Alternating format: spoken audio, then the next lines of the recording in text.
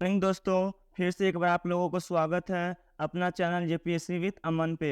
यह class semester 4 वाले student के लिए हेल्पफुल होंगे जिनका कोड पेपर 9 पॉलिटिकल साइंस है। आई होप यह क्लास आप लोगों को बहुत अच्छा लगेगा और उम्मीद करते हैं यह क्लास आप लोगों को समझ में भी आ जाएगा। आज का इम्पोर्टेंट क्वेश्चन है कि हॉब्स एक व्यक्तिवादी के रूप में प्रारंभ करता है, ठीक है। व्यक्तिवादी के रूप में प्रारंभ करता है परंतु निरकुशवादी के रूप में समाप्त करता है। पुनः विस्तार के साथ इस कथन की विवेचना करें। तो याद याद रखिएगा, हॉब्स एक विद्वान होते हैं जो व्यक्तिवादी के रूप से अपने ज़िंदगी को स्टार्ट करते हैं और निरकुशवादी के रूप में अपने ज़िंदगी को समाप्त करते हैं। इस विचार को हम लोगों को विवेचना करना है, इस कथन को, ठीक है। सबसे पहले हम इसके परिचय को देख लेते हैं। देखिए, हॉब्स अंग्रेजी राजनीति विचारधारा वाले बहुत ही प्रसिद्ध विचारक और राजनीतिक चिंतक हैं। मतलब कहने का मतलब हॉब्स जो होते हैं वो विचारधारक भी होते हैं और राजनीतिक चिंतक भी होते हैं, ठीक है। और साइवन के शब्दों में कहने का मतलब एक विद्वान है जिसका नाम है साइवन। ये क्या कहते हैं हॉब्स के बारे में, देखिए कि अंग्रेजी भाषा में जितने भी राजनीतिक दार्शनिकों को जन्म दिया है उनमें हॉब्स कदाचित महान है। मतलब जितने भी अंग्रेजी भाषा में राजनीतिक दार्शनिक आए हैं उनमें से हॉब्स जो होते हैं बहुत महान होते हैं, ठीक है। हॉब्स के विचारों को जो व्यक्तिवादी से निरकुशवादी की ओर तुरंत ही मोड़ जाते हैं, जिस प्रकार नदी की पानी ढलान को मिलते ही क्या कर देते, तेजी से पकड़ लेता। मतलब समझ सकते हैं, बरसात में देखिए जब ढलान आता है तो क्या होता है, नदी का पानी क्या है, ढर्र एकदम उड़ जाता है। उसी तरह जो निरकुशवादी के जो हॉब्स हैं उसका व्यक्ति जो विचार जो है व्यक्तिवादी से क्या होता है, निरकुशवादी को तुरंत ही क्या होता है, मुड़ जाता है, ठीक है। हॉब्स के विचार में उसकी जीवन का महत्वपूर्ण और अहम योगदान रहा है, ठीक है। जो उसका जीवन का जो योगदान रहा है महत्वपूर्ण रहा है, इसलिए हमें इसके मतलब उसके जीवन परिचय को समझना चाहिए, ठीक है। मतलब उसके जीवन परिचय को पढ़ना चाहिए। चलिए देखते हैं अब हम इसके जीवन के परिचय को, ठीक है। Okay, next. हॉब्स का जीवन परिचय। थॉमस हॉब्स को एक समझौतावादी विचारक माना जाता है। क्या माना जाता है? समझौतावादी विचारक माना जाता है। हॉब्स का जन्म ब्रिटेन के मिलेसबरी में 1588 में हुआ था। कब हुआ था? 1588 में हुआ था। और उनके जन्म के वर्ष में, ठीक है, जिनका किसका, हॉब्स के जब जन्म हुआ था उस समय आर्कमेडा का युद्ध हुआ था, ठीक है। उसी समय आर्कमेडा का युद्ध स्टार्ट होता है जिसके कारण क्या होता है कि ब्रिटेन के सभी जगह पर अशांति फैल जाता है। क्या फैल जाता? अशांति और डर का माहौल बन जाता है, ठीक है। और हॉब्स के जो पिता थे एक पादरी थे। पादरी कहने का मतलब होता है चर्च का पुजारी थे, ठीक है। और इसी वजह से हॉब्स को बाइबल का अच्छा ज्ञान था, ठीक है। हॉब्स को बाइबल का ज्ञान था, लेकिन हॉब्स का धर्म के प्रति लगाव बहुत कम था, ठीक है। लेकिन धर्म के प्रति लगाव जो था बहुत कम था, ठीक है। और अपने जन्म को लेकर हॉब्स एक कथन बहुत फेमस है। मतलब वो अपने जन्म के ही लेकर वो एक कथन बोलते हैं। क्या बोलते हैं कि आर्मकेडा के युद्ध के वर्ष दो जुड़वाओं का जन्म हुआ, ठीक है। दो जुड़वाओं का जन्म हुआ है जिसमें से एक एक भाई और एक दूसरा मैं। मतलब उसका एक भाई था और दूसरा वो खुद पैदा होता है। ये अपने कथन को लेकर, जन्म को लेकर एक कथन बोलते हैं, ठीक है। तो हॉब्स ने अपने जीवन में अनेक रचनाएं भी की जिनका उनके जीवन पर बहुत गहरा प्रभाव भी पड़ जाता है, ठीक है। और इस प्रकार उनकी मृत्यु सन 1689 यानी 1679 में 51 वर्ष की आयु में हो जाएगा। अगर ऑब्जेक्टिव पूछेगा तो बता दीजिए कब होता है। 91 वर्ष, सॉरी 51 नहीं, 91 वर्ष की आयु में हो जाता है। Okay, next. हॉब्स एक व्यक्तिवादी के रूप में, ठीक है। आप बात करेंगे इस क्वेश्चन के अनुसार कि हॉब्स व्यक्तिवादी के रूप में कैसे हो गए। व्यक्तिवादी कहने का मतलब क्या था? व्यक्ति के प्रति उसका समर्थन होना चाहिए। और दूसरा था क्या? निरकुशवादी। निरकुशवादी कहने का मतलब होता है शासक के प्रति उसका झुकाव होना। तो चलिए हम सबसे पहले देखते हैं व्यक्तिवादी के रूप में इसका क्या कथन ये था। देखिए, हॉब्स ने निरकुश राजतंत्र का समर्थन करते हुए भी व्यक्तिवादी तत्वों को पोषण किया। तथा निरकुश राजतंत्र का यानी ये शासक को समर्थन करते हुए, ठीक है, निरकुशवादी को, लेकिन वो क्या करता था? व्यक्तिवादी तत्वों को भी पोषण किया था, ठीक है।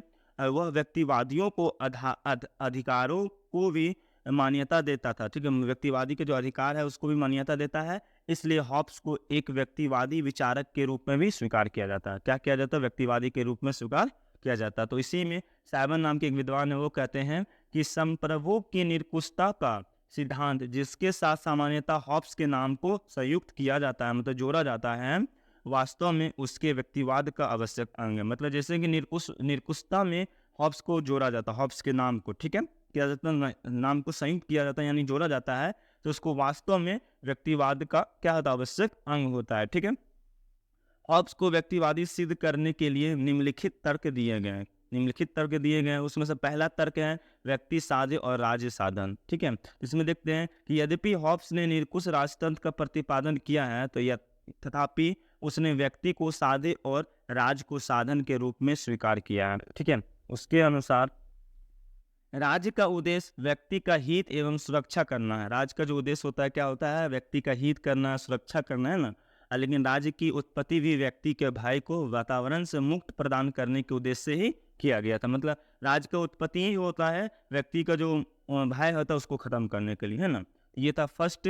दूसरा देख सकते हैं व्यक्तिगत अधिकारों का समर्थन। व्यक्तिगत अधिकारों को ये समर्थन करते हैं। तो देखिए क्या होता है कि हॉब्स ने अपने राज दर्शन का प्रारंभ व्यक्ति के अधिकारों का समर्थन करके किया है। क्या करके किया है? और अपने राज दर्शन का अंत संप्रभु की निरंकुशता का प्रतिपादन करके किया है। ठीक है, और उसका मत है कि व्यक्तियों के उन सभी कार्यों में जिन्हें करने के लिए संप्रभु ना रोका हो, स्वतंत्रता होनी चाहिए। मतलब उसमें रोक नहीं होनी चाहिए। क्या होनी चाहिए? स्वतंत्रता होनी चाहिए। ठीक है, समझ रहे इस बात को? आगे देखिए, उसके अनुसार व्यक्तियों का हित इसी तथ्य में निहित है कि वे राज्य के आदर्शों का पालन करें। मतलब इसके कहने का मतलब क्या होता है कि राज्य का आदेश का क्या करना होगा? पालन करना होगा, है ना। और व्यक्ति नागरिक कानून का पालन कर स्वतंत्रता का पूर्ण उपभोग कर सकते हैं। मतलब स्वतंत्रता का पूर्ण उपभोग एकदम से कर सकते हैं। ठीक है, नेक्स्ट, रक्षा का अधिकार। आत्मरक्षा का अधिकार कहने का मतलब होता है हॉब्स के अनुसार व्यक्ति को आता अधिकार प्राप्त है। आता अधिकार मतलब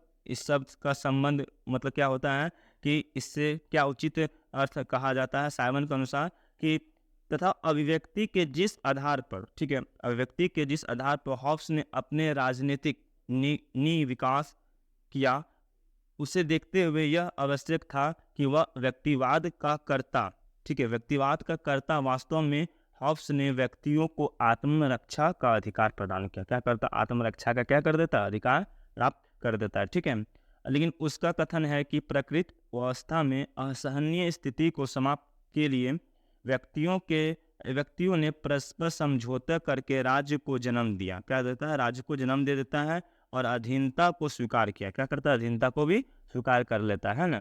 राज्य की उत्पत्ति से व्यक्तियों के सभी अधिकार समाप्त हो गए, परंतु जीवन रक्षा का अधिकार उसके पास पूर्णतः बना रहा, मतलब उसके ऊपर जीवन जो अवस्था वो बना रहा था। ठीक है, नेक्स्ट, व्यक्तियों को अपना व्यापार करके संपत्ति का क्रय विक्रय करने की, किसी भी स्थान पर रहने, शिक्षा प्राप्त करने जैसी स्वतंत्रताएं प्रदान करता है। ठीक है, स्वतंत्रता प्रदान कर देता है। लेकिन हॉब्स का शासक व्यक्ति के विचारों में हस्तक्षेप नहीं करता। मतलब शासक कहने का मतलब उसमें विचार हस्तक्षेप नहीं करता है। इस प्रकार से हॉब्स निष्कुशवादी होते हुए भी व्यक्तिवादी विचारक था। ठीक है, साइमन के मत में, एक साइमन नाम के विद्वान है, वो क्या कहते हैं इसी में कि हॉब्स के संप्रभु की सुरक्षा शक्ति उसके व्यक्तिवाद की पूरक है। मतलब उसके व्यक्तिवादी के क्या है? पूरक है।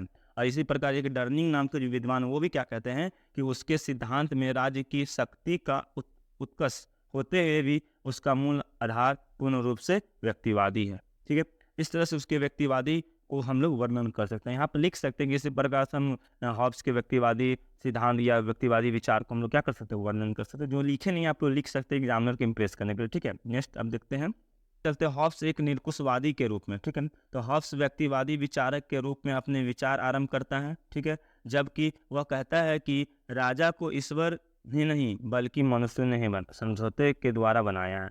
मतलब क्या कहता है? ईश्वर ने बनाया, कौन बनाया है? व्यक्ति बनाया, मनुष्य बनाया। ठीक है, और लेकिन इसके बाद जब वह यह कहता है कि राजा का आदेश ही कानून है, जनता ने राजा को सभी अधिकार दे दिए हैं, तो शासक जनता के प्रति किसी प्रकार से भी उत्तरदायी नहीं है। ठीक है, उत्तरदायी नहीं होता है तो वह निरंकुशवादी का रूप ग्रहण कर लेता है। क्या कर लेता है? निरंकुशवादी का रूप ग्रहण कर लेता है। जो तथ्य यह प्रमाणित करते हैं कि हॉब्स की विचारधारा व्यक्तिवाद से निरंकुशवाद बनी है, वो निम्न है। ठीक है, निरंकुशवादी बन जाता है, वह निम्न है। उसमें से पहले देख सकते हैं कि शासक समझौते में शामिल नहीं हुआ है, वह तो सभी व्यक्तियों के परस्पर समझौते के कारण उत्पन्न होता है। ठीक है, इसलिए प्रत्येक व्यक्ति उसकी आज्ञा मानने के लिए बाध्य है, परंतु उसका कोई उत्तरदायी नहीं होता है। ये फर्स्ट पॉइंट था। ठीक है, नेक्स्ट पॉइंट, सेकेंड पॉइंट में है शासक की शक्तियां असीमित हैं और वह अपने विवेक से निर्णय ले सकता है। ठीक है,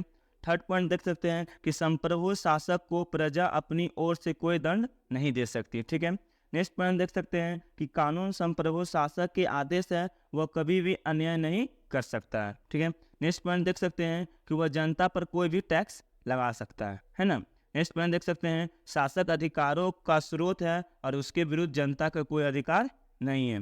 नेक्स्ट पॉइंट देख सकते हैं कि संप्रभु शासक की शक्ति निरंकुश और अविभाज्य है और उसका विरोध केवल तभी हो सकता है जबकि ऐसा करना आत्मरक्षा के लिए आवश्यक है। क्या होना चाहिए? आत्मरक्षा के लिए आवश्यक होना चाहिए। ठीक है। अब देखेंगे निष्कर्ष। उपरोक्त विवेचना से ज्ञात होता है कि कदाचित हॉब्स एक महानतम राजनीतिक विचारक थे। ठीक है।